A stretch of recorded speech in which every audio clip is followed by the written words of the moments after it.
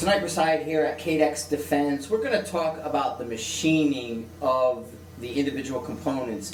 They're making everything in-house here, actions, bolts, and you'll get to see that process. But I'm talking with Patrice, and we're going to go over some of the manufacturing involved in producing these great Cadex rifles. Good. Yeah, so if we're going with the chassis itself, we build everything out of aluminum billet. So there's no casting involved in all that. You know, it's all raw material that is all trimmed down in order to have no weak point, basically, in the whole system. So it's as strong as it could be. We're using a system where you got like a triangle of recoil mitigation from the top rail to the forend to the lower receiver. So everything is all stuck in one package. It does not move at all, including the top rail. We do everything in-house, you know, from the trigger on this rifle up to the action, which is a fully stainless action 416, aluminum 6061 T6 on all the chassis, all the hardware, screws and stuff, it's all stainless also. So it's really designed basically to be able to outfit all the military. And if it's mil spec like that, you know, like it's perfect for the individual that want to do recreational shooting. Sure, sure. It's in seeing, you know, the attention to detail is as much automation as you have down there. There's still a lot of hands-on. Each individual operator is deburring and looking at the different components as it's moving through the process.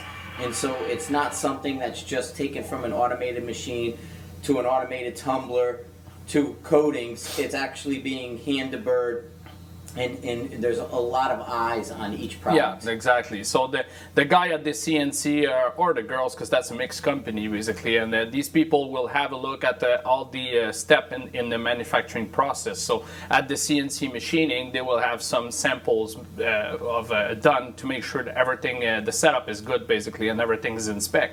Then there will be a visual inspection at the deburring department. We don't take the parts, just throw it in a tumbler and expect that it's going to be nice. You know, there's a visual inspection there. Then it go to the assembly process. Then there's another inspection. There's a pre-inspection prior to the final inspection, where there's two people actually that go through the final inspection. They have a whole checklist of all the parts before it leaves the factory, and we got a tracking pretty much of most of the measurement on the whole rifle. We take picture prior to shipment, you know, in order to, if something happens, somebody says that something is lost in transit or whatever, we got tracking of all that. Excellent, excellent. And moving forward with the new multi-caliber Kraken, you guys are going to actually be recording the barrel spacing and the actions for each rifle, so an end user can call you back up and you'll have the spec for that individual gun. Yeah, exactly. So we use a different system in order to fix the headspace. So we got the same,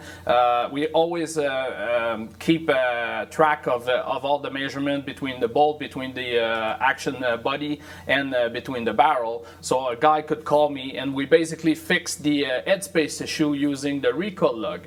So we got different thickness of recoil lug instead of using just the machining of the chamber basically. So I can call, or a weapon tech could call me, you know, and take some measuring. We got a kit basically. The guy check his headspace and he got X amount of rifle. Let's say he got 50 rifle. He put all the serial number he has, then take the go no go gauge and check all of them, and then calls me at the office and say I need X amount of recoil 0000, X amount of 0001, and then 02, and we go like that, and I'm sending that. So that's, you know, non-ITAR solution. Put that in the mail, ship it next day. The guy can fix his gun, and his gun is up and running. Because the whole gun is modular, you know, from one gun to the other.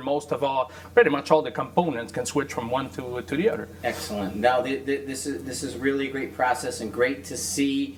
Going through the steps of everything, from you building your own muzzle brakes. The muzzle brakes are not cast; they're being machined out here. So from the front of the rifle, the barrels, a lot of work on barrel profiling. Yeah. You guys are making custom profiles as well as fluting and things like that.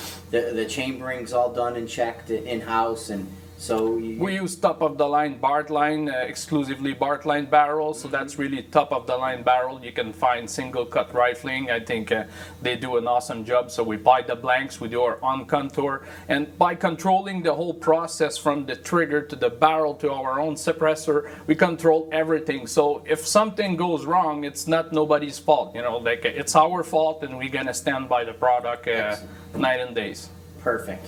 Well, I appreciate you letting me come out here. This has been an awesome trip. Thanks a lot. You're welcome. Cool.